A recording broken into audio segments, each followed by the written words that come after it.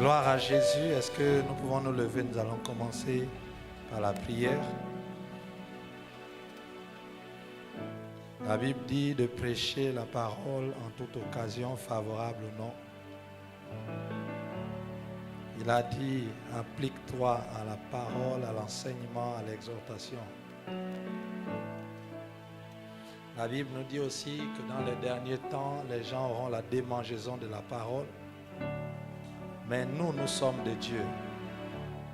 À qui d'autre irons-nous, car ces paroles sont esprit et vie. Alors pendant que ce chant passe, je nous invite à élever nos voix partout où nous sommes, disséminés dans le monde entier.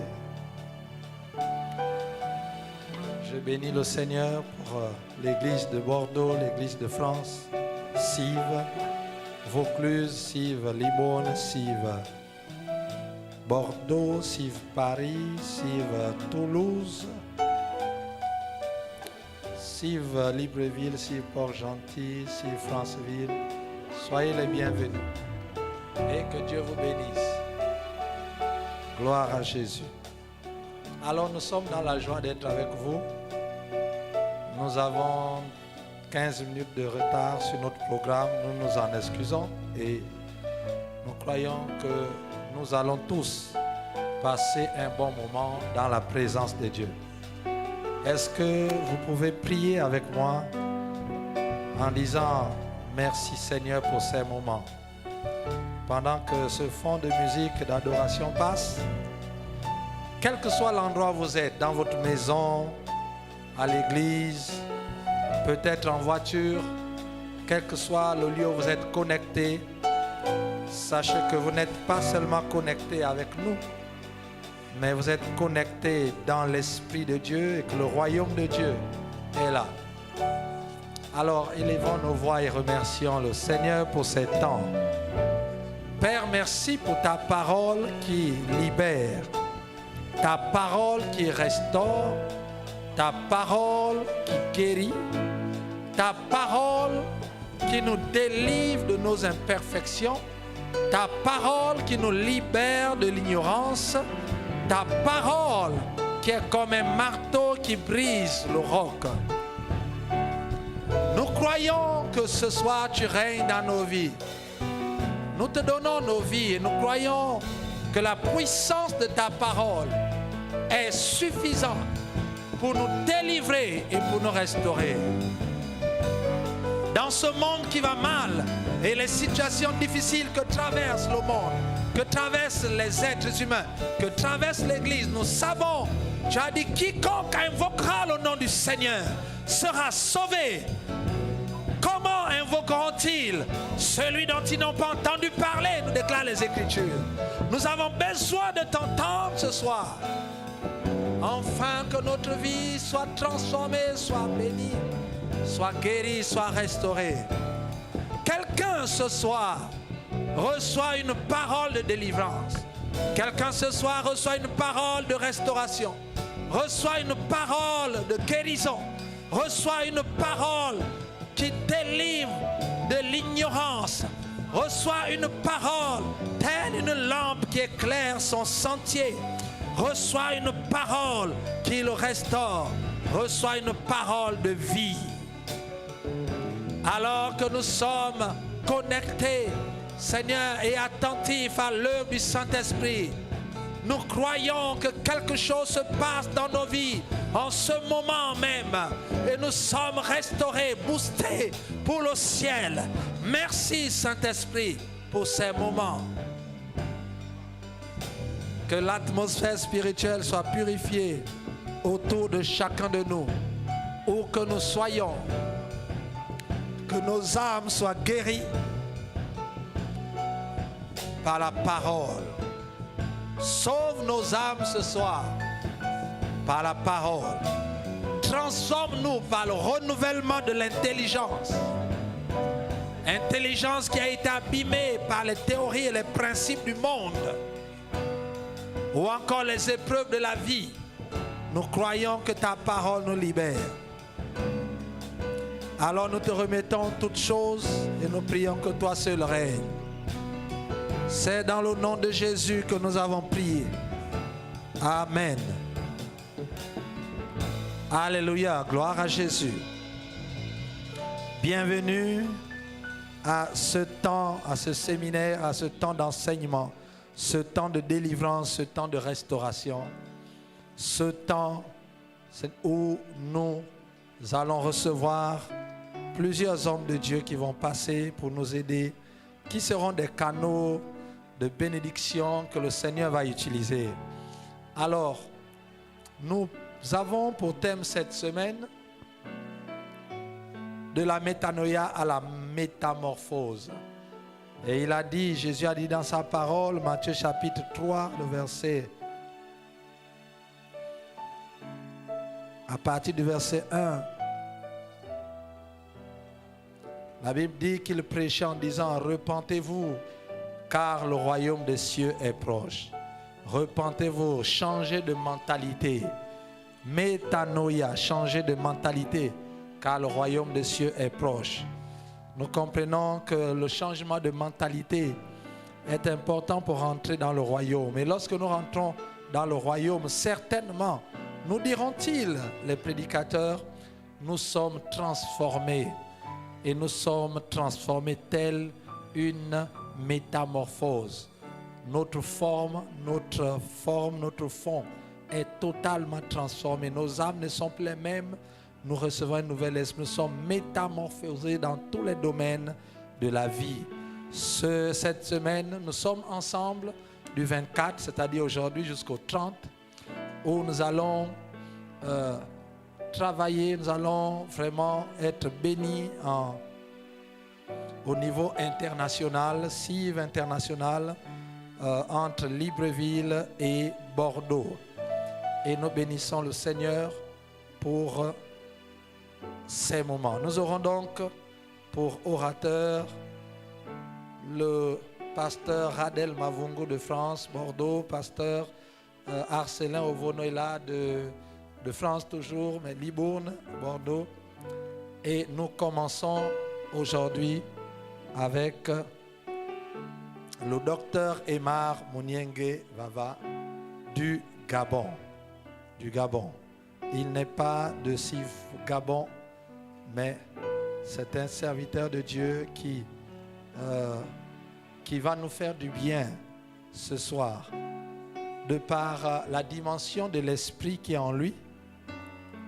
Il est responsable de ministère, il est responsable de plusieurs églises de la place. Et nous saluons en ce moment tous ces enfants spirituels et toutes les églises reparties dans Libreville. Soyez bénis et je crois que vous êtes connectés. Alors, docteur Mouniengue, c'est un frère pour moi de longue date, mais aussi non seulement dans la foi, mais aussi dans la famille. Et donc, nous sommes dans la joie de voir comment Dieu utilise les frères pour faire l'œuvre de Dieu, à l'instar de Jean et Jacques, d'André et Pierre. Et nous comprenons que l'évangile est une affaire de famille. Que Dieu soit loué. Alléluia. Alors j'aimerais lui laisser la place pour nous entretenir tout à l'heure, mais bien avant, nous allons rendre gloire à celui qui est ressuscité. Celui qui doit être adoré à tout moment, à tout instant. Celui pour qui nous sommes réunis ici, à savoir Jésus-Christ de Nazareth, le Fils de Dieu. Celui qui nous a sauvés, notre Sauveur. Nous avons besoin de l'adorer en ce moment. Et donc nous allons être accompagnés en quelques minutes par le groupe Yada de l'église CIV Libreville dans des temps d'adoration, afin que nos cœurs soient totalement préparés. Et je nous invite donc à incliner nos têtes et à commencer à adorer le Seigneur, à lui dire combien de fois il est bon pour nous.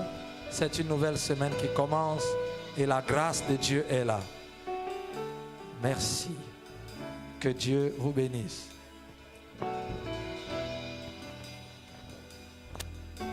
Alléluia. Seigneur, nous te rendons la gloire ce soir. Merci pour ces moments exceptionnels que nous allons passer cette semaine en ta présence. Et nous voulons t'adorer ce matin. En cette soirée, nous voulons t'adorer. Je viens dans ta présence, le cœur assoiffé de toi. Je m'attends à toi, Père. Je m'attends à toi, Père. Je viens dans ta présence, le cœur assoiffé de toi. Je m'attends à toi, Père. Je m'attends à toi. Je viens dans ta présence, le cœur assoiffé de toi. Je m'attends à toi. Je m'attends à toi. Je m'attends à toi, Père. Je viens dans ta présence, le cœur assoiffé de toi. Je m'attends à toi. Je m'attends à toi, Père. Je viens dans ta présence, le cœur assoiffé de toi. Je m'attends à toi. Seigneur, ce soir, je m'attends à toi. Je viens dans ta présence, le cœur assoiffé de toi. Seigneur, j'ai besoin de t'écouter ce soir, pendant cette semaine. Voilà pourquoi, Seigneur, je viens dans ta présence, le cœur assoiffé de je m'attends à toi, Père. Je m'attends à toi, Père. Je viens. Le cœur assoiffé de je m'attends à toi, Père.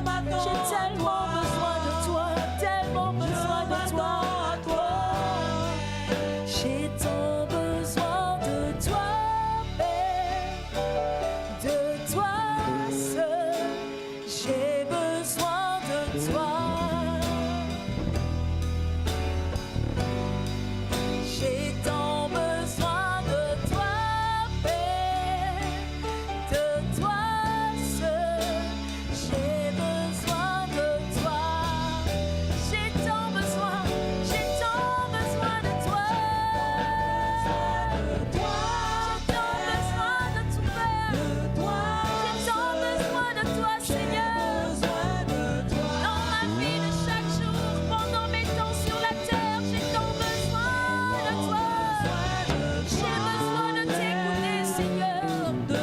J'ai besoin d'entendre ces paroles de sagesse pour ma vie, ma famille, tes projets, pour me positionner comme il faut. J'ai tant besoin de toi, Père. J'ai tant besoin de toi. J'ai tant besoin de toi. Seigneur, j'aspire après toi. Mon cœur soupire après toi. J'ai tant besoin de toi, Père. J'ai tant besoin de toi. Ce soir, j'ai tant besoin de toi. J'ai tant besoin de toi. Alléluia, Seigneur. Sans toi, je ne peux rien. Sans toi, je n'ai aucune force. J'ai tant besoin de toi. Tant besoin de toi. J'ai tant besoin de toi. J'ai tant besoin de toi.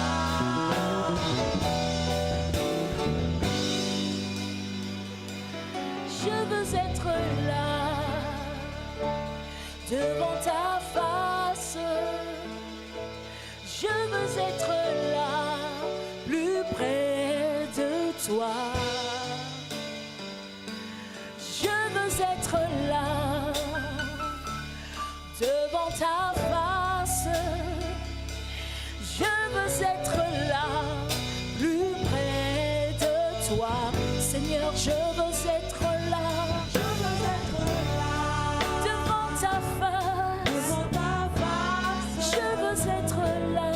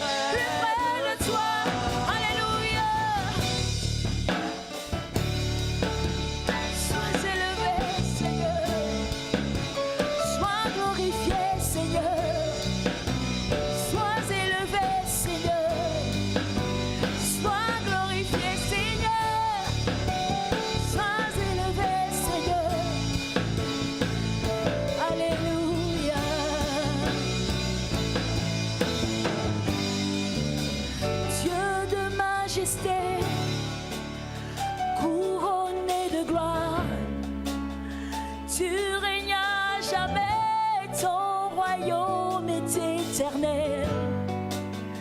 Qui est comme toi, brillant de lumière? Tu règnes à jamais, ton royaume est éternel. Dieu de majesté, couronné de gloire. Alléluia, tu règnes à jamais, ton royaume est éternel. Qui est comme toi, brillant de lumière? Tu règnes à jamais, tu règnes à jamais, tu règnes à jamais. Oui, Dieu de majesté,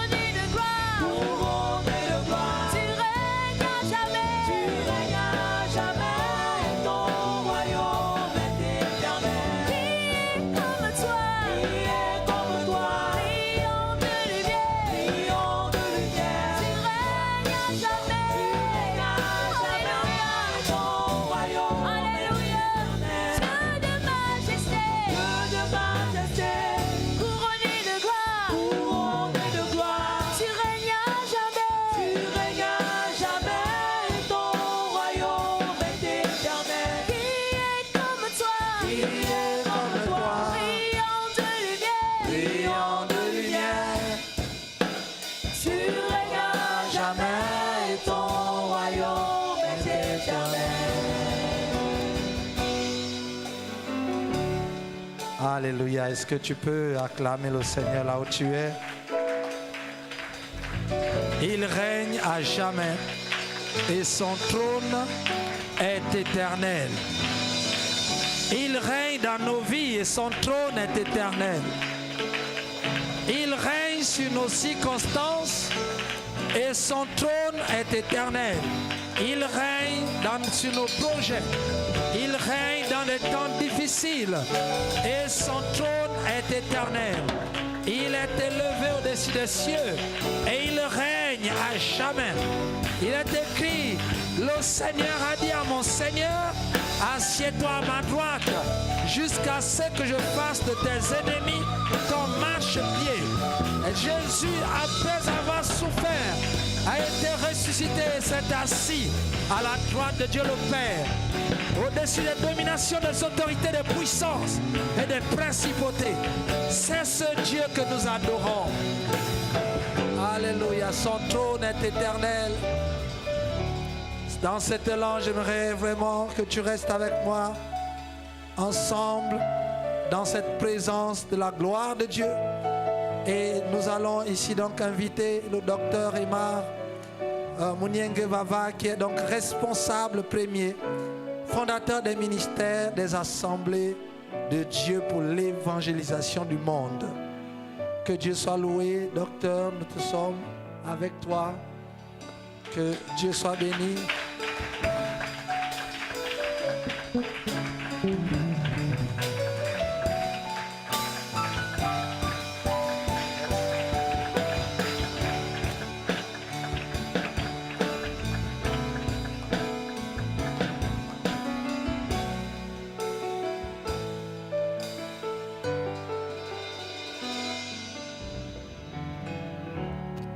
Alléluia, gloire à Dieu.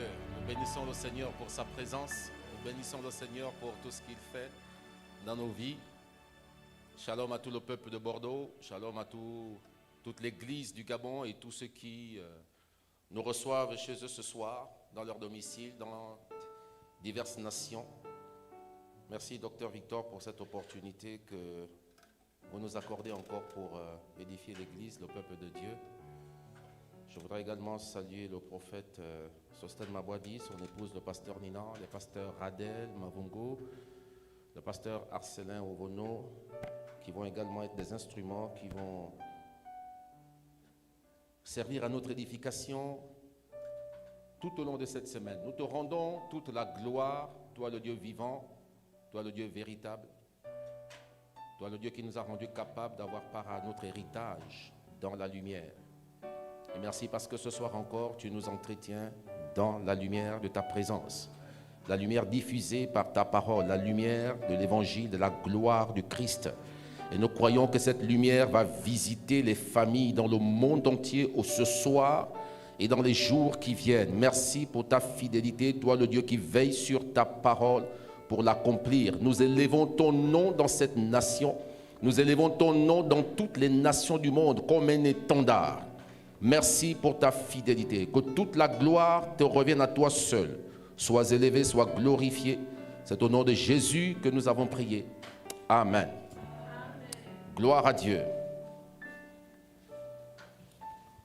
Gloire à Dieu. Alors c'est une grande responsabilité que de lancer le coup d'envoi, de démarrer une conférence internationale avec une thématique aussi importante et qui m'est très cher parce que c'est aussi le cœur du message que Dieu m'a donné.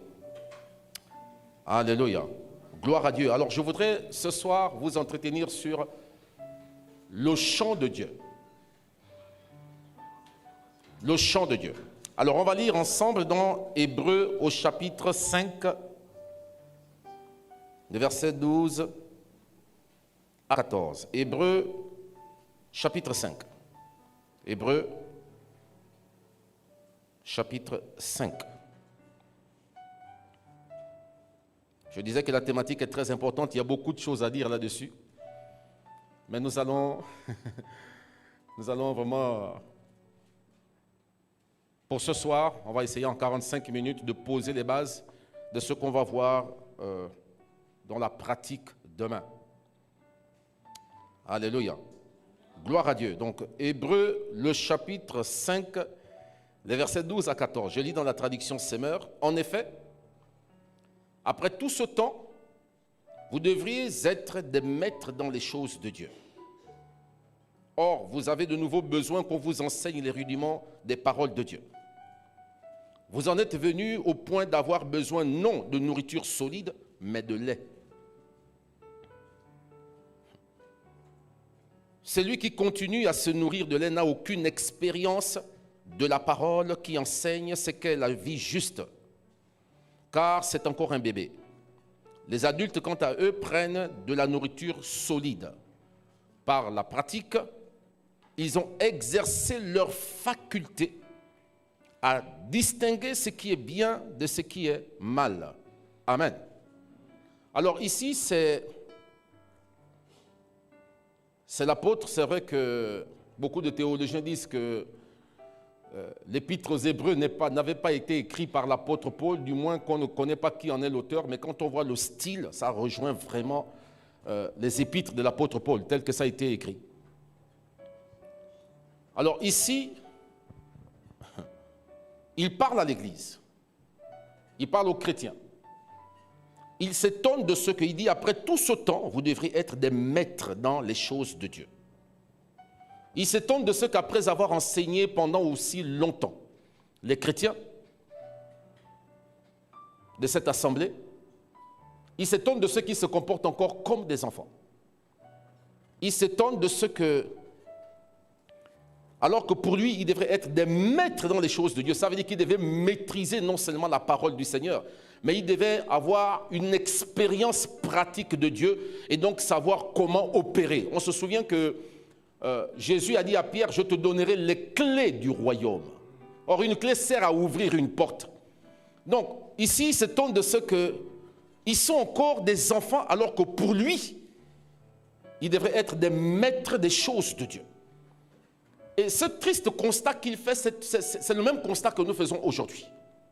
C'est le constat aujourd'hui que, j'ai envie de dire, tous les serviteurs de Dieu, les responsables des communautés chrétiennes, font également.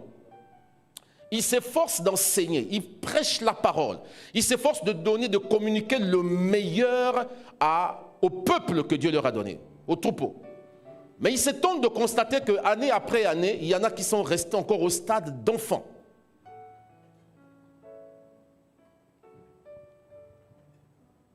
Et c'est le triste constat aujourd'hui de l'Église du 21e siècle. Des chrétiens qui, après avoir reçu la parole de Dieu, année après année, alors qu'ils devraient se lever. Écoutez, les disciples n'ont eu besoin que de 3 ans et demi. Jésus n'a pris que 3 ans et demi. Si Jésus estimait que 3 ans et demi n'étaient pas suffisants, il aurait pris 14 ans. Il aurait pris 20 ans avec eux, ou sinon qu'il devait commencer. Il y en a, j'ai partagé ça avec un homme de Dieu qui me disait, mais il se trouve qu'il devait, dans le dessein du Père, il devait passer 33 ans sur terre et pas plus. J'ai dit, mais dans ces cas, si tel était le cas, alors Jésus, s'il avait estimé que 3 ans, sinon 3 ans et demi n'étaient pas suffisants, il aurait commencé bien avant. Il aurait commencé 5 ans avant, pour leur communiquer suffisamment de vérités, de connaissances qui devaient leur permettre d'accomplir la mission qu'il leur avait confiée. Mais pourtant, après 3 ans, Jésus estime qu'ils sont prêts, puisqu'il leur donne la mission. Il dit, allez, faites de toutes les nations des disciples. 3 ans et demi ont suffi. 3 ans, des hommes qui n'avaient pas la Bible. Des hommes qui n'avaient pas la Bible que toi et moi nous avons. Mais 3 ans sans la Bible, après 3 ans et demi, ils ont embrasé le monde entier. Cet évangile nous est parvenu parce qu'ils se sont levés. Parce qu'ils ont mis en œuvre ce qu'ils ont reçu du Maître. Bien plus parce qu'ils se sont appropriés ce qu'ils avaient reçu du Maître. Mais nous, après 5 ans, après 10 ans, nous sommes au même stade. Des chrétiens qui attendent qu'on leur dise ce qu'il faut faire. Et ici, l'apôtre aussi, il est surpris, il s'exclame en disant, après tout ce temps, vous devriez être des maîtres dans les choses de Dieu. Vous devriez maîtriser les choses de Dieu. Vous devriez savoir lorsque le vent souffle, comment vous devez faire. D'ailleurs que lorsque le vent a soufflé contre la barque à bord de laquelle il se trouvait, Ils ont crié à Jésus, je ne sais pas si c'est Pierre ou en tout cas l'un d'eux a dit, mais ne t'étonnes-tu pas de ce que nous mourrons? Pourquoi? Parce que, alors que la tempête était déchaînée contre eux, Jésus dormait. Et Jésus, quand il se lève, il dit, mais où est passée votre foi? Une des questions qu'on pourrait se poser, mais qu'est-ce que la foi a à voir avec ce qu'on vit? On le verra d'ailleurs demain. Qu'est-ce que la foi a à voir avec ce que nous vivons? Mais Jésus leur a montré ce qu'ils auraient exactement dû faire avec leur foi. Qu'est-ce qu'il a fait? Il a menacé le vent et la tempête. La Bible dit que le vent est tombé. Et le calme s'est fait. Ils se sont appropriés la parole, la vérité qu'ils ont reçue du Maître, et ils l'ont mis en pratique. Alléluia. On va lire ensemble 1 Corinthiens chapitre 3, les versets 1 à 9, c'est notre texte de base. 1 Corinthiens chapitre 3. 1 Corinthiens chapitre 3. Et nous lirons les versets 1 à 9. Et je vais lire ce texte dans la traduction français courant. 1 Corinthiens chapitre 3, versets 1 à 9. En réalité, frères, je n'ai pas pu vous parler comme à des gens qui ont l'Esprit de Dieu. J'ai dû vous parler comme à des gens de ce monde, comme à des enfants dans la foi chrétienne. C'est du lait que je vous ai donné, non de la nourriture solide, car vous ne l'auriez pas supporté. Et même à présent, vous ne le pourriez pas parce que vous vivez comme des gens de ce monde. Du moment qu'il y a de la jalousie et des rivalités entre vous, ne montrez-vous pas que vous êtes des gens de ce monde et que vous vous conduisez d'une façon toute humaine? Quand l'un de vous déclare « j'appartiens à Paul » et un autre « j'appartiens à Apollos », n'agissez-vous pas comme n'importe quel être humain? Au fond, qui est Apollos et qui est Paul? Nous sommes simplement des serviteurs de Dieu par lesquels vous avez été amenés à croire. Chacun de vous accomplit le devoir que le Seigneur lui a confié. J'ai mis la plante en terre, Apollos l'a arrosée, mais c'est Dieu qui l'a fait croître. Ainsi, celui qui plante et celui qui arrose sont sans importance. Seul Dieu compte, lui qui fait croître la plante. Celui qui plante et celui qui arrose sont égaux. Dieu accordera à chacun sa récompense selon son propre travail. Car nous sommes des collaborateurs de Dieu et vous êtes le champ de Dieu. Vous êtes aussi l'édifice de Dieu. Amen. Je vais relire le verset 9 dans la traduction Osterval. Il dit, la traduction Osterval, comme nous sommes ouvriers avec Dieu, vous êtes le champ que Dieu cultive, l'édifice de Dieu. Amen. Alors, la traduction anglaise amplifiée dit ceci. Il dit oui, vous êtes le champ que Dieu cultive, étant collaborateur avec lui. Vous êtes le champ que Dieu cultive, son jardin, sa vigne, son édifice. Amen. Ok. Vous voyez, là encore, c'est l'apôtre Paul qui se plaint des chrétiens de Corinthe. Il dit, je vous ai enseigné, je vous ai donné du lait, alors que j'aurais dû vous donner de la nourriture solide. Ça veut dire que pour l'apôtre Paul aussi, il estimait que l'Église était arrivée au stade où ils avaient maintenant besoin de la nourriture solide. Tout à l'heure, je disais en fait que Jésus a enseigné à ses disciples dans la barque en arrêtant la tempête. Il leur a fait le reproche, où est passée votre foi? Parce qu'ils auraient dû faire avec leur foi ce qu'il a exactement fait. De sorte que toutes les fois qu'une tempête se lèverait contre leur vie, ils menaceraient le vent et la tempête. Et le vent tomberait. Alléluia. Il y a des gens qui sont attaqués par des vents de maladie, des vents d'oppression, de dépression, d'infirmité. Mais nous avons le pouvoir que Jésus a utilisé pour le faire. Il a dit, je vous ai donné le pouvoir. Avant, il dit, tout pouvoir m'a été donné dans le ciel et sur la terre. Mais après, il leur a dit, je vous ai donné le pouvoir de marcher sur toute la puissance de l'ennemi. Il dit, rien ne pourra vous nuire. Parole de vie dit, rien ne pourra vous écraser. Rien ne pourra vous écraser. Mais les chrétiens d'aujourd'hui, après 5 ans, après 10 ans d'enseignement, lorsqu'ils font face à une petite tempête, ils courent voir le pasteur. Ils courent voir le pasteur. Mais voici aussi la raison pour laquelle Dieu permet les épreuves. Voilà aussi la raison pour laquelle Dieu permet des persécutions. On se souviendra dans Actes au chapitre 1, le verset 8, Jésus a dit à ses disciples, vous recevrez une puissance, le Saint-Esprit survenant sur vous, et vous serez mes témoins en commençant par Jérusalem chez vous. À Jérusalem, dans la Judée, la Samarie, et jusqu'aux extrémités de la terre. Le feu qu'ils devaient recevoir devait les amener à être témoins de Christ d'abord chez eux à Jérusalem. Et ils devaient continuer jusqu'aux extrémités de la terre en passant par la Judée et la Samarie.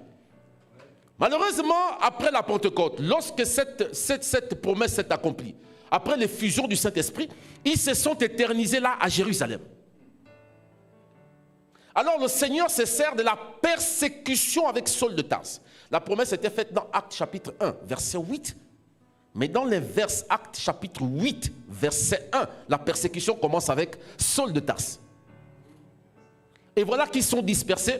Et c'est comme ça que Philippe fuit en direction d'où? De la Samarie. C'est Philippe qui apporte le réveil en Samarie.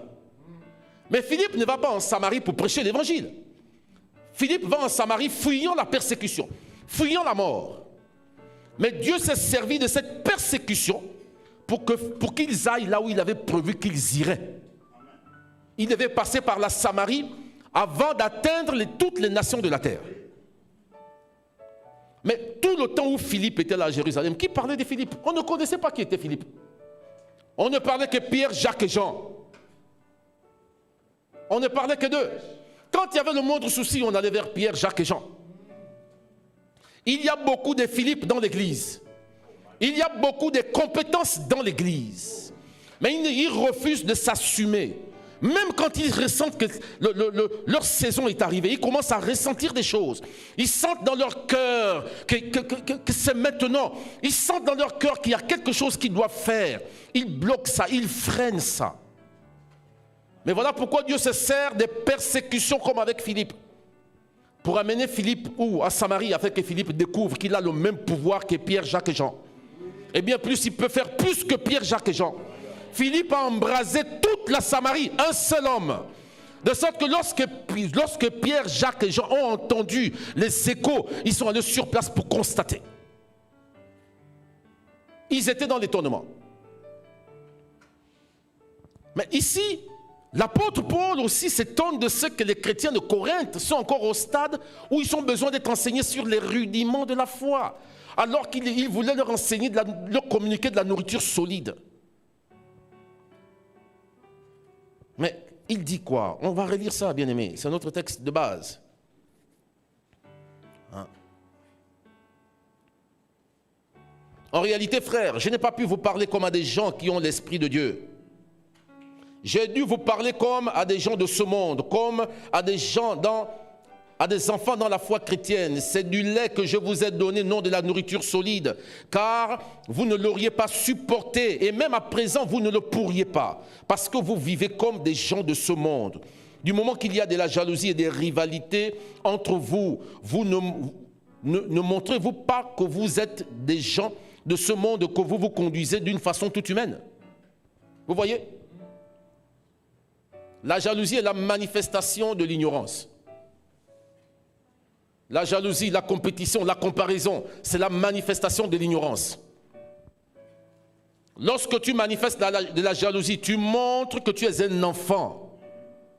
Mais c'est ce qu'il dit. Du moment qu'il y a de la jalousie et des rivalités entre vous, ne montrez-vous pas que vous êtes des gens de ce monde et que vous vous conduisez d'une façon toute humaine. Quand l'un de vous déclare « j'appartiens à Paul » et l'autre « j'appartiens à Apollos », n'agissez-vous pas comme n'importe quel être humain? Au fond, qui est Apollos? Qui est Paul? Nous sommes simplement des serviteurs de Dieu par lesquels vous avez été amenés à croire. Chacun de nous accomplit le devoir que le Seigneur lui a confié. Waouh! Paul se rend compte qu'il y a des divisions dans l'Église. Il y a des camps dans l'Église.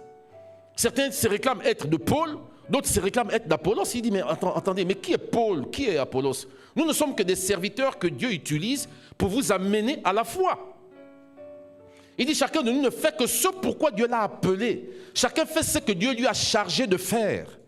Voilà pourquoi on ne peut pas comparer deux hommes de Dieu. Parce que chacun ne fait que ce que Dieu lui a appelé à faire. Tu ne peux pas faire autre chose que ce pourquoi Dieu t'a appelé à faire. Il a dit, ce qu'il a prédestiné, il les a appelés.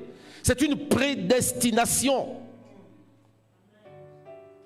Chacun de nous a été préparé, programmé, designé par Dieu pour faire ce pourquoi il l'a appelé à faire.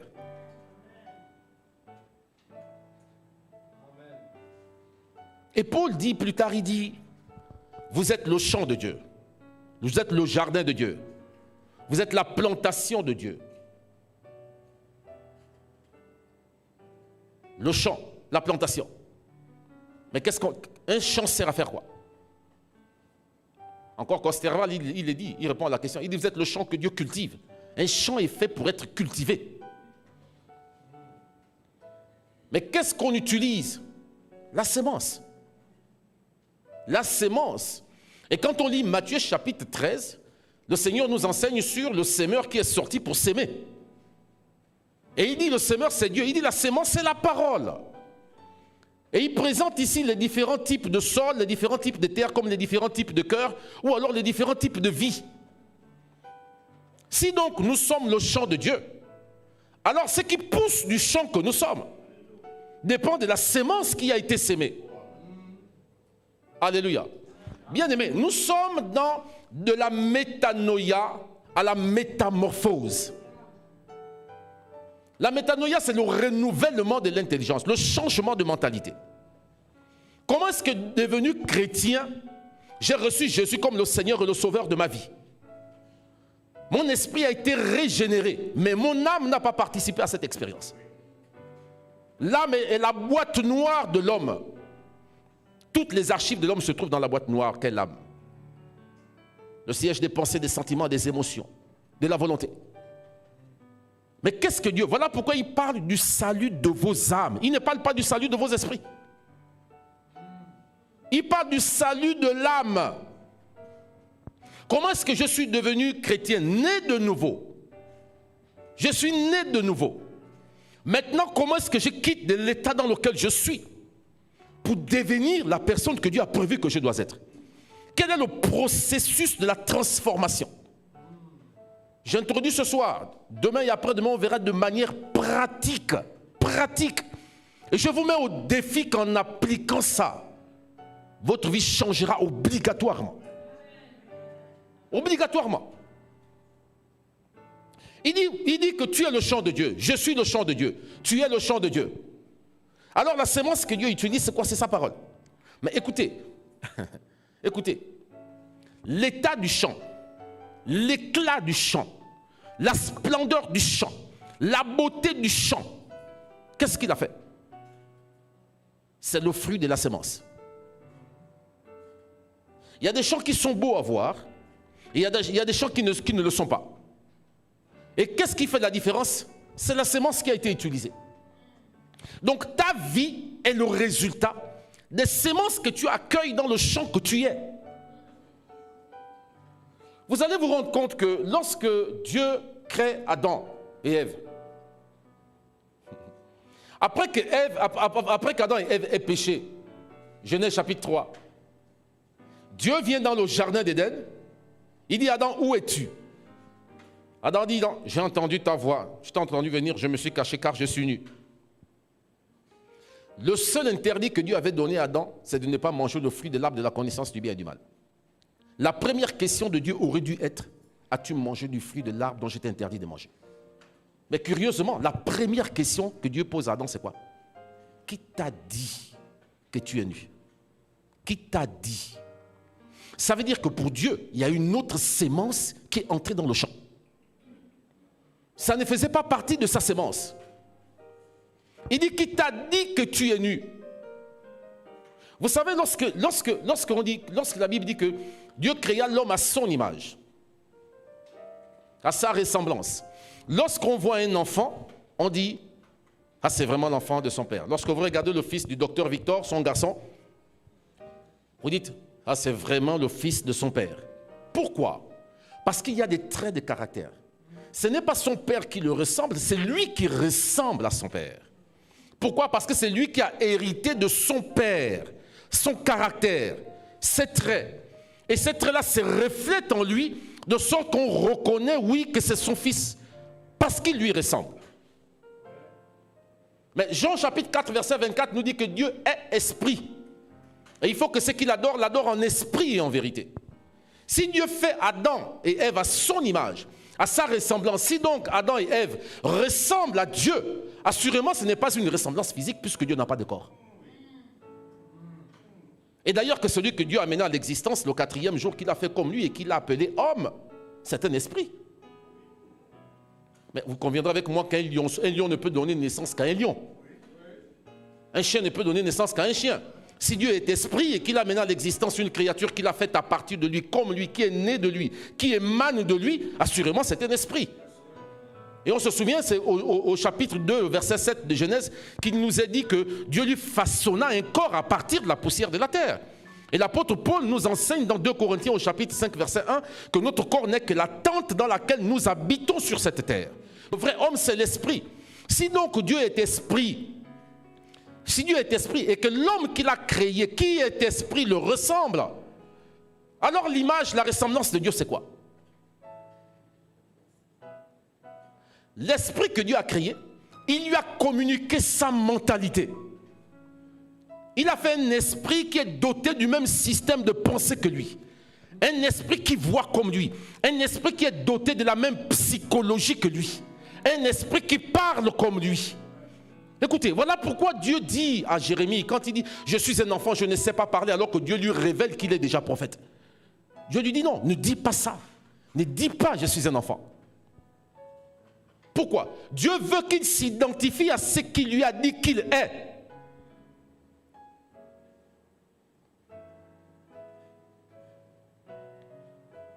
Nous sommes le champ de Dieu. Tu es le champ de Dieu. Mais ce que ta vie est le résultat des sémences que tu as accueillies dans le champ que tu es. Bien sûr. Bien sûr, bien-aimé. Il dit que tu es le champ de Dieu. Tu es le jardin que Dieu cultive. Et la sémence que Dieu utilise, c'est sa parole. Donc, ce qui est censé pousser du champ que tu es. Donc, ce que tu es censé manifester. Ce que tu es censé révéler. Ce que tu es censé démontrer. Ce que tu es censé être. Et le résultat des sémences qui entrent en toi. Donc, tu vois la responsabilité que tu as. Parce que c'est toi qui fais le choix des sémences que tu entretiens en toi. Quelqu'un t'a dit, tu ne feras rien dans ta vie. Quelqu'un t'a dit, tu ne travailleras jamais, tu n'enfanteras jamais, tu ne te marieras jamais.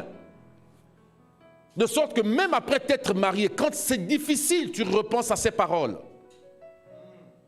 Mais tu entretiens ces sémences-là. Alors qu'il a dit, tout est possible à celui qui croit. Alors, le choix d'entretenir dans le champ que tu es, les sémences qui viennent des hommes et des sémences qui viennent de Dieu par sa parole, c'est toi qui as cette responsabilité. Voilà pourquoi 1 Jean chapitre 5 verset 18 il dit que celui qui est né de Dieu se garde lui-même et le malin ne le touche pas.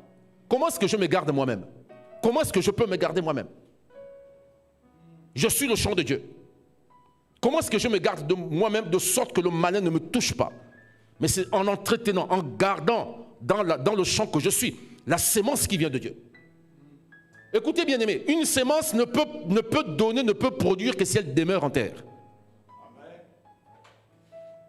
Si la sémence n'est pas en terre, elle ne sert à rien du tout. La sémence pour produire, il faut qu'elle soit en terre, il faut qu'elle demeure en terre. Et parce que tu es le champ de Dieu, c'est toi qui as la responsabilité de garder la sémence qui vient de Dieu, de sa parole. Alléluia. On va lire ensemble dans Éphésiens, le chapitre 4.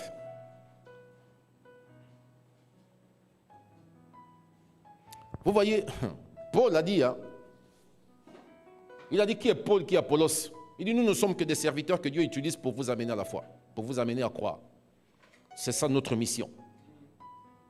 Et c'est pourquoi Jésus a fait don à son église, Éphésiens 4, 11 à 13, des uns comme apôtres, d'autres comme prophètes, d'autres comme évangélistes, d'autres comme pasteurs, d'autres comme docteurs, pour le perfectionnement des saints, en vue de l'œuvre du ministère. Semeur et paroles de vie disent, pour rendre le peuple de Dieu apte à accomplir le service auquel Dieu l'a appelé. Tout chrétien a un ministère. La mauvaise interprétation d'Éphésiens 4, 11 à 13 ont amené certains hommes de Dieu à dire qu'il n'y a que 5 ministères. C'est faux. Ministère, c'est service. Le ministère, c'est le service auquel le Seigneur m'a appelé. Mais tout le monde n'est pas appelé au ministère de la parole. Il y en a que Dieu a appelé à le révéler dans ce monde, dans le domaine des affaires. Il y en a que Dieu a appelé dans ce monde pour le révéler sur le plan politique. Alléluia. On va lire Éphésiens chapitre 4, versets 17 à 24. Éphésiens chapitre 4. Éphésiens chapitre 4, versets 17 à 24. Désolé d'aller très vite parce que nous sommes pris par le temps. Éphésiens chapitre 4, versets 17 à 24. Et je vais lire ce texte-là dans la traduction Semeur. Éphésiens chapitre 4, versets 17 à 24. C'est encore l'apôtre Paul qui parle aux chrétiens d'Éphèse. Il leur dit, « Voici donc ce que je vous dis, ce que je vous déclare au nom du Seigneur.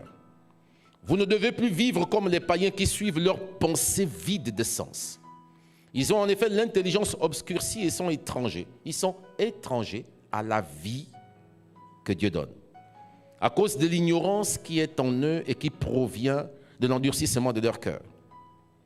Ayant perdu tout sens moral, ils se sont livrés à l'inconduite pour se jeter avec frénésie dans toutes sortes de vices. Mais vous qui? Vous les chrétiens, vous la nouvelle création de Dieu, vous les membres du peuple saint de Dieu. Il dit, mais vous, ce n'est pas ainsi que vous avez appris Christ, puisqu'on vous a fait savoir ce qu'il est et qu'on vous a enseigné dans le cadre de votre union avec lui, ce qui est conforme à la vérité qui est en Jésus. Cela consiste à vous débarrasser de votre ancienne manière de vivre, celle de l'homme que vous étiez autrefois et qui se corrompait en suivant ses désirs trompeurs, à être renouvelé quant à votre esprit et votre intelligence, et à vous revêtir de l'homme nouveau, créé conformément à la pensée de Dieu, pour être juste et saint conformément à la vérité. Amen. Alors, je vais relire juste le texte, les versets 22 à 24 dans la traduction seconde 21. La traduction seconde 21, il dit ceci. On vous a enseigné à vous débarrasser du vieil homme qui correspond à votre ancienne manière de vivre et s'est détruit sous le fait de ses désirs trompeurs, à vous laisser renouveler par l'esprit dans votre intelligence et à vous revêtir de l'homme nouveau créé selon Dieu dans la justice et la sainteté que produit la vérité. Amen. Donc ici, l'apôtre Paul ici, il dit, ne fonctionnez pas comme les païens. Les païens marchent selon la vanité de leurs pensées. Ils suivent leurs pensées vides de sens. Il dit, mais vous, ce n'est pas ainsi que vous devez marcher. Ce n'est pas ainsi. Vous ne devez pas fonctionner comme ça. Vous devez fonctionner conformément à la manière dont on vous a enseigné. Enseigné. Il dit, vous ne devez plus mener cette vie-là. Non. Il dit, mais vous, ce n'est pas ainsi que vous avez appris à connaître Christ, si du moins c'est lui que vous avez écouté, et si c'est en lui que vous avez été enseigné conformément à la vérité qui est en Jésus. Il dit, on vous a enseigné à vous débarrasser du vieil homme qui correspond à votre ancienne manière de vivre et s'est détruit sous l'effet de ses désirs trompeurs. Il dit, on vous a enseigné à vous débarrasser du vieil homme qui est votre ancienne manière de vivre. 2 Corinthiens 5, 17, il dit que si quelqu'un est en Christ, il est une nouvelle créature. Les choses anciennes sont passées, voici toutes choses sont devenues nouvelles. Beaucoup de chrétiens s'interrogent à cause justement du décalage qu'il y a entre ce que Dieu dit dans sa parole et ce qu'ils sont. Ils savent qu'en étant nés de nouveau, ils sont censés vivre en nouveauté de vie. Les choses anciennes, ça veut dire ce qu'ils vivaient autrefois. La vie qu'ils menaient autrefois est censée disparaître. Mais ils se tournent de ceux que, année après année, alors qu'ils ont donné leur vie à Christ, les choses anciennes là, ce sont les mêmes choses qui continuent aujourd'hui. Mais l'apôtre Paul dit ici, on vous a enseigné à vous débarrasser du vieil homme qui correspond à votre ancienne manière de vivre. Se débarrasser du vieil homme, de l'ancienne manière de vivre, ça s'enseigne, bien-aimé. Il faut être enseigné. Il dit, on vous a enseigné à vous débarrasser du vieil homme qui correspond à votre ancienne manière de vivre. Si tu n'es pas enseigné à te débarrasser du vieil homme, si tu n'es pas enseigné à te débarrasser de l'ancienne manière de vivre, si tu ne sais pas comment s'en défaire, tu vas continuer de mener la même vie alors que tu es né de nouveau. Tu as besoin d'être enseigné.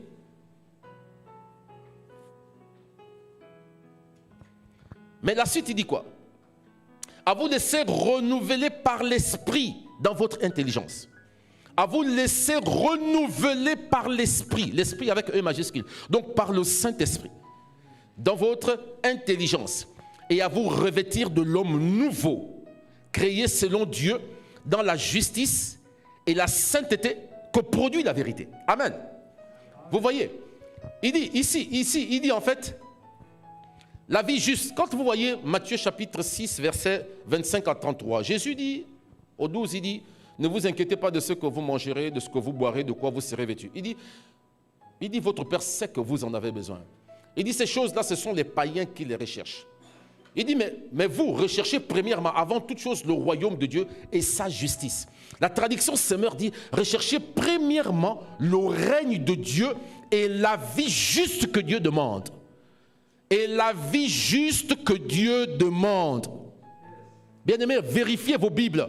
Il dit recherchez premièrement le règne de Dieu et la vie juste que Dieu demande. Donc Dieu demande cette vie juste. Dieu demande que nous menions cette vie juste. Mais ici, il nous dit, et à vous revêtir de l'homme nouveau, créé selon Dieu. Le second dit selon la pensée de Dieu. Donc la sémence ici, c'est quoi? C'est la pensée, donc la parole de Dieu. Il dit créé selon Dieu dans la justice et la sainteté que produit la vérité. Qu'est-ce qui produit cette vie juste et sainte que Dieu nous demande? C'est la vérité. Qu'est-ce qui produit cette vie juste et sainte que Dieu demande, que Dieu attend de nous? C'est la vérité. Jésus a dit, ta parole est vérité. Ta parole est vérité. Et Jésus et sa parole ne font que un. Et comme dit Colossiens 1, 18, il dit la vie nouvelle commence en lui. En lui. Or, il est la parole. Ça veut dire que tu peux être un moteur 4x4 de la prière. Si tu n'aimes pas la parole, si tu mènes une vie en dehors de la parole, si tu ne médites pas la parole. Écoutez, la parole de Dieu est l'environnement de l'homme intérieur. La parole de Dieu, c'est l'environnement du chrétien. Il dit que c'est la vérité qui produit la vie juste et sainte que Dieu nous demande. C'est la vérité qui la produit. Et quand vous lisez Romains chapitre 12, verset 2, il dit ne vous conformez pas au siècle présent, mais soyez transformés. Puisqu'il est question de transformation. On parle de métamorphose, c'est la transformation. Il dit ne vous conformez pas au siècle présent, mais soyez transformés par le renouvellement de l'intelligence. La traduction parole de vie de ce texte dit, mais laissez Dieu vous transformer en vous donnant une intelligence nouvelle. C'est Dieu qui nous transforme. Comment? En nous donnant une intelligence nouvelle. C'est la sémence qu'il donne. C'est cette sémence-là qui nous apporte la vie nouvelle. C'est à partir de cette sémence-là qu'il opère la transformation en nous. Et pour revenir à la parabole du sémeur, Matthieu 13, le verset 21, il dit que certains ont accueilli la parole avec joie, mais ils ne la laissent pas prendre racine en eux. Et lorsque viennent les épreuves, les difficultés, qu'est-ce qu'ils font? Ils abandonnent tout. Et les chrétiens d'aujourd'hui, ils entendent, ils écoutent la parole. Ils savent ce que Dieu dit. Ils savent ce qui est écrit. Mais il dit qu'il ne laisse pas la parole prendre racine en eux. Il ne laisse pas la parole s'enraciner en eux. Et voilà pourquoi ils sont inconsistants, ils sont légers devant les vents qui soufflent. Ils ne tiennent pas devant les oppressions. Nous sommes le champ de Dieu. Il n'y a pas de transformation sans renouvellement de l'intelligence. C'est pas possible. Certains chrétiens, on pose la question, es-tu chrétien? Il dit, moi aussi je suis dans la prière. C'est devenu une expression. Moi aussi je suis dans la prière. Ou d'autres, certains disent, moi aussi je prie. Mais si ton intelligence n'est pas renouvelée, il n'y a pas de transformation possible dans ta vie. Et l'apôtre Paul nous enseigne, il nous dit que il faut être enseigné à se débarrasser du vieil homme, c'est-à-dire de l'ancienne manière de vivre. On verra dans la pratique de manière concrète comment ça se passe demain. Donc il dit ici, il ne laisse pas, Matthieu 13, 21, il dit, certains reçoivent la parole avec joie, mais ils ne la laissent pas prendre racine en eux. Ils ne la laissent pas prendre racine, ils ne laissent pas la parole s'enraciner, aller en profondeur au-dedans d'eux.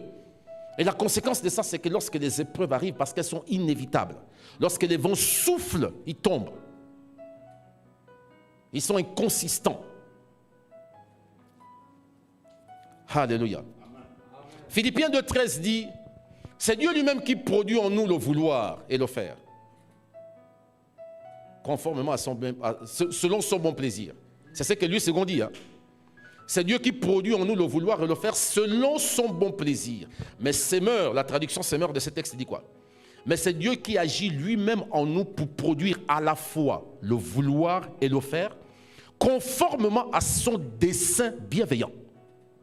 Ça veut dire quoi? Ça veut dire que ce que Dieu met dans notre cœur, la sémence qu'il met en nous, sert son dessein pour notre vie. Or, notre transformation, notre métamorphose sert le dessein de Dieu. Bien sûr, notre transformation, notre métamorphose sert le dessein de Dieu. Dieu ne nous transforme pas pour nous transformer.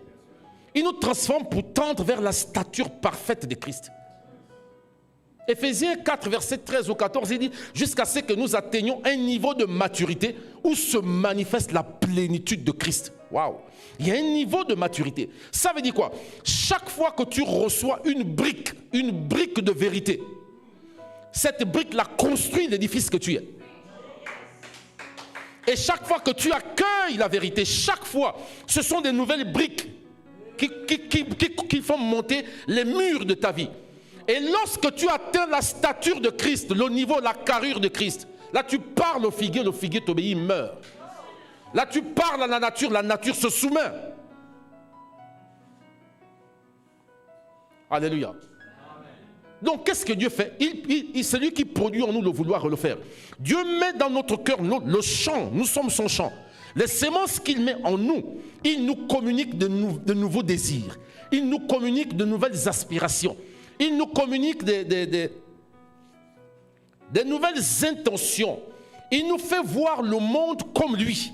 Il nous fait désirer ce que lui il voudrait que nous fassions. Mais bien sûr, voilà pourquoi est-ce que un des signes, et ce que j'ai dit souvent à l'église, la voie par excellence pour découvrir son appel, c'est d'écouter son cœur. Parce qu'il dit, le psaume 84, verset 6, ceux qui se confient en l'Éternel trouvent dans leur cœur des chemins tout tracés, tout tracés, tout tracés. Et Philippiens 2,13 dit que c'est lui-même qui agit en nous pour produire à la fois le vouloir et le faire conformément à son projet. Ce qu'il met en nous sert son projet. Si Dieu te dit à l'avance que je veux que tu te lèves pour aller prêcher l'évangile aux Russes, tu vas dire, moi je ne pars pas là-bas. Si Dieu te dit, il te montre à l'avance, si Dieu te montre ce qu'il voudrait que tu fasses, tu vas dire non. Personne ne veut le faire au départ. Personne, bien-aimé, même Moïse a dit, qui suis-je moi pour aller sortir ton peuple? Jonas a fui. Jérémie a dit, je ne suis qu'un enfant. Tous ceux qui ont été appelés par Dieu savent que lorsqu'ils ont découvert que Dieu les appelait, ils se sont retrouvés dans un état de panique, de peur. Je vais faire comment? Je vais faire comment? Tu as peur. Maintenant, qu'est-ce que Dieu fait? Dans sa sagesse, il met dans ton cœur ce qu'il veut que tu fasses. Mais il te le fait ressentir comme si ça vient de toi. Comme si c'était ton initiative. Alléluia. Tu vis ça comme étant un rêve. Tu vis ça comme étant une passion. Bien-aimé, écoutez, regardez, je vous prends un exemple tout simple. Ah, c'est l'exemple de ma femme. Vous passez quelque part, vous voyez par exemple un enfant, comment on les appelle les enfants de la rue. Tu vois un enfant qui est abandonné dans la rue. Tout le monde passe par là, tout le monde est indifférent. Mais tu passes par là, ça te fait mal dans ton cœur. Tu dis, mais vraiment, si j'avais les moyens, je devais construire un grand bâtiment, des structures équipées pour m'occuper de ces enfants-là. Je passerais dans toute la ville pour les ramasser tous et je devais m'occuper d'eux. Pourquoi est-ce que toi, tu as de la compassion pour lui et pourquoi tous les autres n'ont pas de compassion pour lui? Mais c'est Dieu qui dépose ça dans ton cœur. Dieu te fait ressentir ce à quoi il t'a appelé, bien-aimé. Lorsque Jérémie s'est retrouvé combattu, oppressé, à cause justement des prophéties qu'il libérait, poussées par Dieu, il a commencé à être combattu. Il a même été emprisonné par le sacrificateur Pachour, qui était le grand sacrificateur de l'époque. Le sacrificateur Pachour l'a mis en prison. Et Jérémie, dans ses lamentations, il dit, même quand je prends la décision de ne plus jamais parler de toi, il dit, il y a dans mon cœur un feu qui brûle. Je n'arrive pas à le contenir. Et il me pousse toujours à parler de toi. Je suis surpris de voir qu'aujourd'hui, beaucoup qui se réclament être appelés à tel ministère, mais ils attendent qu'on leur dise ce qu'ils doivent faire, mon Dieu. Mais c'est dans le cœur. Dieu te fait vivre ça comme étant une passion. Tu ne te sens pas vivre sans ça. Tu ne te sens pas vivre sans ça. C'est plus grand que tomber amoureux d'une femme. Le bien, c'est-à-dire que tu trouves ton plaisir, tu trouves ta rémunération dans la joie et le plaisir que tu trouves à le faire. Alléluia. Ma femme, quand parfois on se retrouve les soirs avec mes fils à la maison, dès qu'on a commencé, quand elle regarde, par exemple, qu'il est déjà 19h30, elle dit, bon, moi je vais dormir. Je sais que quand ça a commencé là, le jour risque de vous trouver là. Elle dit, quand tu as commencé d'enseigner, tu ne veux plus t'arrêter. Un jour, elle me regardait comme ça là. Je lui ai dit, tu me regardes comme ça, pourquoi? Elle me dit, mais je n'avais jamais imaginé. Ça fait 24 ans qu'on est ensemble. Je n'avais jamais imaginé que tu serais aussi passionné de ta vie. Mais je suis impressionné vraiment de ce que Dieu fait dans ta vie. Et je rends gloire à Dieu pour ça. Et tous les prédicateurs, du moins tous les serviteurs de Dieu savent que peu importe la frustration qu'il vit, l'injustice qu'il vit, mais quand il se retrouve en train de faire ce à quoi Dieu l'a appelé, il a oublié tout ça. Il se sent comme un poisson dans l'eau. Il se sent bien là-dedans. Alléluia. Bien-aimé, la sémence que Dieu utilise pour nous transformer, c'est sa parole. Mais c'est ta responsabilité. Voilà pourquoi, écoutez, voilà pourquoi il dit, garde ton cœur plus que toute autre chose. Le proverbe 4, verset 20 à 23.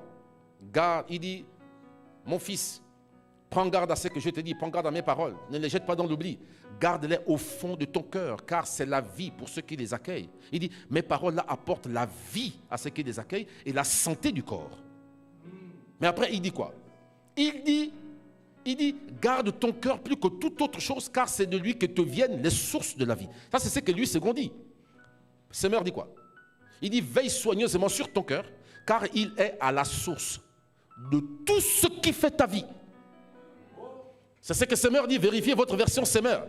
Proverbe 4, 23. Il dit, veille soigneusement sur ton cœur, car ton cœur est à la source de tout ce qui fait ta vie. Ça veut dire que tout ce que tu es appelé à devenir, tout ce que tu seras, la source, l'origine, le point de départ, c'est où? C'est ton cœur. Pourquoi? Parce que c'est là que Dieu vient déposer la sémence. Dieu vient déposer dans ton cœur ce qui sert sans dessein, ce que tu as appelé. Parce que tu es le champ de Dieu. Et c'est là que Dieu vient s'aimer. Alléluia. Et Romains 5, 17 dit quoi? Ceux qui reçoivent l'abondance de la grâce et le don de la justice régneront ici-bas avec Christ. Ceux qui reçoivent l'abondance de la grâce et le don de la justice régneront ici-bas avec Christ. Il faut recevoir. Il dit c'est ceux qui reçoivent l'abondance de la grâce. La grâce, c'est la faveur imméritée de Dieu. Tout est grâce. Mais il faut recevoir. Ce n'est pas, c'est pas juste une affaire de savoir ce que la Bible dit. Non. Non. Non. Si tu n'as pas accueilli ça sur ton champ, si la sémence n'est pas rentrée en terre et que tu la conserves en terre, elle ne produira pas. Elle ne produira pas. Vous avez vu Colossiens 3,16. Traduction Semeur, Colossiens chapitre 3, verset 16. Il dit que la parole de Christ habite abondamment en vous, qu'elle vous inspire une pleine sagesse pour vous instruire et pour chanter au Seigneur des cantiques nouveaux sous l'inspiration de la grâce. La parole de Dieu donne l'inspiration. La parole de Dieu donne la révélation. Comment devenir de plus en plus sensible sur le plan spirituel, sur le plan prophétique. Il faut être rempli de la parole. Qu'elle vous inspire. C'est David qui a dit, psaume 119, du verset 97 au verset 106. Il dit, combien j'aime ta parole tout le jour. Tout le jour, elle est l'objet de ma méditation. Il y a une traduction qui dit, elle occupe mes pensées tout le jour. Il dit, elle me rend plus sage que mes maîtres, plus avisé qu'eux. Elle me place au-dessus des hommes de ce monde. Quoi? Ta parole. Ta parole. Donc tu es le champ de Dieu. Tu es le champ de Dieu. Ce qui va pousser dans le champ que tu es. Ça veut dire ce que tu vas manifester. Ce que tu seras dépend de ce qui a été sémé dans le champ que tu es. Et si tu accueilles la parole de Dieu, la Bible dit au commencement était la parole était avec Dieu, la parole était Dieu. En elle, la parole était la vie. Et la vie était la lumière des hommes. La parole, elle apporte la vie, mais elle éclaire également. C'est ce que David a dit, non? Ta parole est une lampe à mes pieds et une lumière sur mon sentier. Donc, nous retiens ce soir que tu es le champ de Dieu. Tu es le jardin que Dieu cultive. Et ce qui va pousser dans ta vie, ça veut dire ce qui va se manifester. Ce que tu vas devenir repose sur quoi? Sur le champ, sur la sémence que tu as accueillie. Au lieu de garder les sémences des hommes, c'est qu'ils ont dit, tu ne feras jamais ceci, tu ne seras rien dans ta vie. Non, non. Enlève ça et entretiens, accueille et garde la sémence qui vient de Dieu, la parole de Dieu. Voilà pourquoi il est écrit que rien de ce qui a été fait n'a été fait sans elle. Au travers de sa parole, Dieu plante, je vais dire ça, Dieu plante en nous une nouvelle vie déposée comme une sémence qui germe, croît, se développe et se forme jusqu'à la stature parfaite de Christ en nous, jusqu'à remplir notre intérieur. Chaque parole que Dieu nous donne, chaque parole que Dieu sème dans le champ que nous sommes, est une sémence. Mais vous conviendrez avec moi que lorsque vous prenez un grain d'arachide, un noyau de manguier, peu importe, vous plantez, vous le mettez en terre. C'est sous terre, n'est-ce pas? Vous ne voyez pas ce qui se passe en bas. Personne ne voit ce qui se passe, n'est-ce pas? Mais un jour, on voit une petite tige qui sort. Et elle grandit, elle grandit, elle grandit. Alors que j'ai planté juste un noyau de manguier, d'une mangue, voilà qu'une tige sort, elle grandit, elle grandit, elle grandit, elle devient un manguier, elle donne beaucoup de plusieurs mangues. Et chacune de ces mangues, si je la remets en terre, elle va sortir encore un autre manguier avec beaucoup de mangues. Et finalement, derrière un noyau de manguier se cache une forêt de manguiers. Voilà pourquoi ton avenir n'est pas devant toi. Ton avenir est en toi. Voilà pourquoi Dieu, il a mis en chaque créature la sémence pour se reproduire. Donc l'avenir de la créature se trouve en elle-même. Ton avenir n'est pas devant toi. Ton avenir est en toi, de la sémence que tu as accueillie. Parce que Satan viendra aussi s'aimer.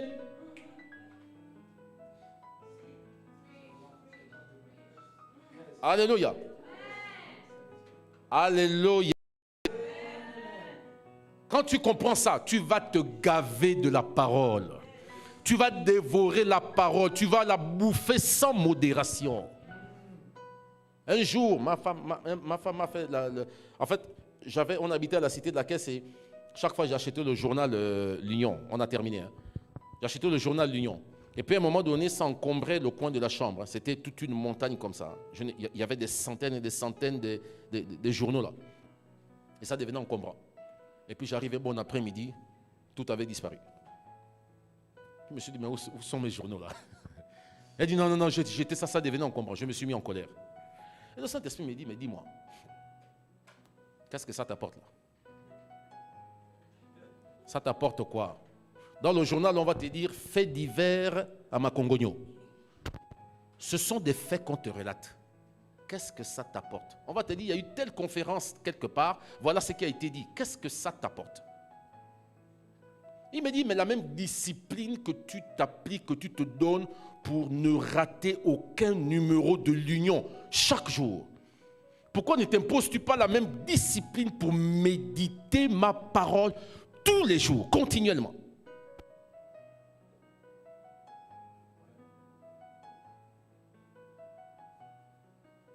Nous disons le pays se porte mal, n'est-ce pas? Mais sur quelle base? Nous dit. C'est que l'Union nous dit, n'est-ce pas? Ce que France 24 nous dit. Mais qu'est-ce que Dieu dit?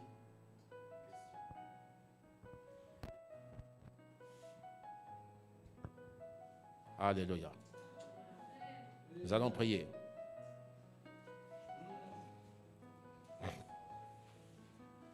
Tu comprends ce soir la responsabilité que tu as. En tant que chrétien, tu es le champ de Dieu. Tu comprends la responsabilité que tu as. Parce que dans un champ, il y en a qui viennent s'aimer. Dieu vient s'aimer, les hommes viennent s'aimer, le diable vient s'aimer. Mais ta responsabilité, c'est de garder le champ que tu es. Veille soigneusement sur ton cœur, car il est à la source de tout ce qui fait ta vie. La qualité de ta vie repose et dépend de la qualité des semences que tu accueilles dans le champ que tu es. Si tu accueilles et entretiens la parole dans ta vie, elle va produire ce qu'elle dit. Alléluia. Alors est-ce que nous pouvons rendre grâce à Dieu pour sa parole? Est-ce que nous pouvons bénir le Seigneur pour sa parole? Nous te rendons toute la gloire, toi le Dieu véritable, toi le Dieu vivant, toi le Dieu tout-puissant, toi qui nous as fait don de ta parole, toi qui nous as établi être ton champ.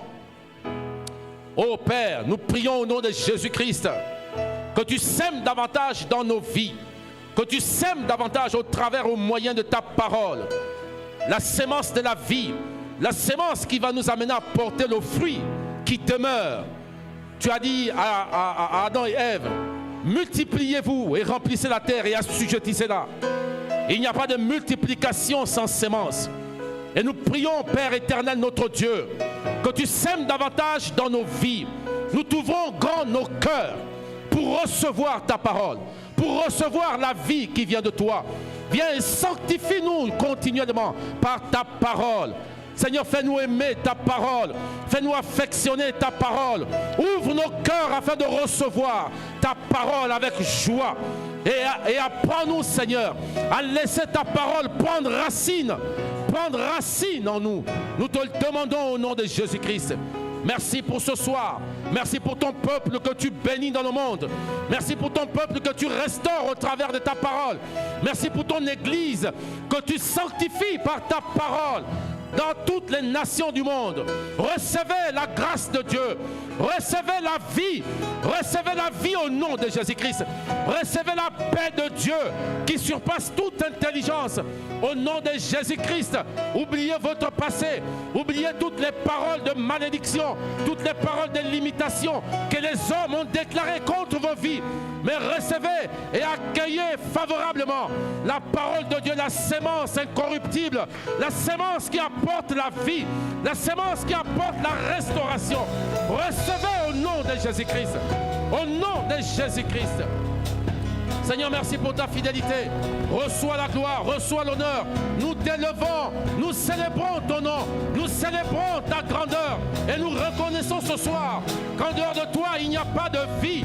Merci pour la vie, merci pour ta présence, merci pour tout ce que tu nous fais. Tu fais dans nos vies. Comme David l'a dit, je serre ta parole dans mon cœur pour ne pas pécher contre toi, pour ne pas me détourner de toi, pour ne pas déraper. Je serre ta parole dans mon cœur. Mais la louange et l'honneur te reviennent à toi seul. Béni soit ton Saint-Nom. C'est au nom de Jésus que j'ai prié. Amen. Gloire à Dieu.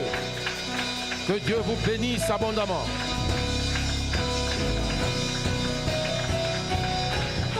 Et moi,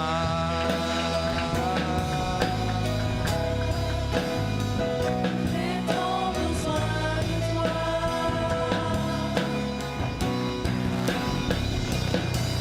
Et moi,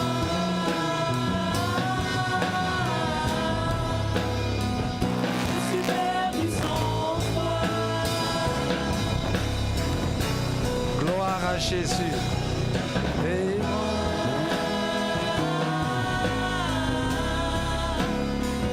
J'ai tant besoin de toi.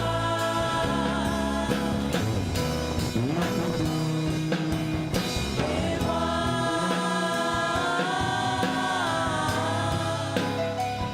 je suis perdu sans toi.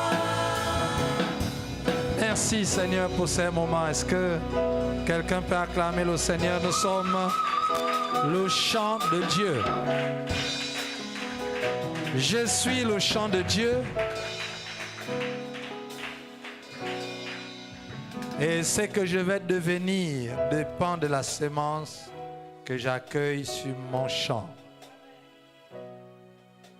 Ce que je vais devenir dépend de la sémence que j'accueille sur mon champ. Il y a la sémence de l'homme, la sémence de Dieu, la sémence de l'ennemi et la sémence de Dieu. Nous avons besoin d'accueillir la sémence de Dieu afin de pouvoir vraiment prier, pouvoir rentrer dans l'accomplissement de ce que Dieu a prévu pour nous. Il nous le fait ressentir dans le cœur parce qu'il a mis les chemins tout tracés. Gloire à Dieu pour cette parole. Et nous ne sommes qu'à l'introduction. Alors, mon frère, ma soeur, invite quelqu'un demain. Envoie ce lien à quelqu'un. Tout à l'heure, juste après le live, envoie déjà à quelqu'un, à des personnes, à des groupes de personnes, à des collègues, des amis. Nous avons besoin de la parole. Il y a des champs qui ont besoin d'être entretenus, qui ont besoin de la bonne semence.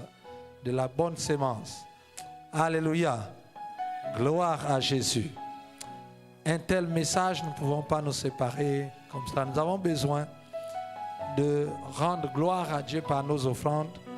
Le fait que nous ne soyons pas en présentiel n'est pas un problème pour notre cœur. Nous pouvons toujours s'aimer et cette fois-ci notre offrande.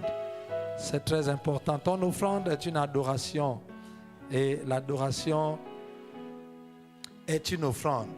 Ta prière est une offrande et l'offrande est une prière. Nous avons prié le Seigneur et nous avons écouté sa parole. La Bible dit que nous devions en même temps, par reconnaissance, donner à Dieu. C'est pourquoi, pour ceux qui ne sont pas ici et qui ne sont pas en présentiel avec nous, qui sont au niveau de la France ou en Europe, ou qui ont les facilités à pouvoir joindre rapidement l'Europe et Bordeaux surtout, nous passons aux offrandes. Et avant que je ne prie, j'aimerais au moins te dire où est-ce que tu peux les envoyer. Alors, si vous êtes sur Bordeaux ou encore en France ou en Europe ou en Occident ou aux États-Unis ou dans tous les pays en Occident, vous pouvez également envoyer votre offrande soit en espèces ou en chèque.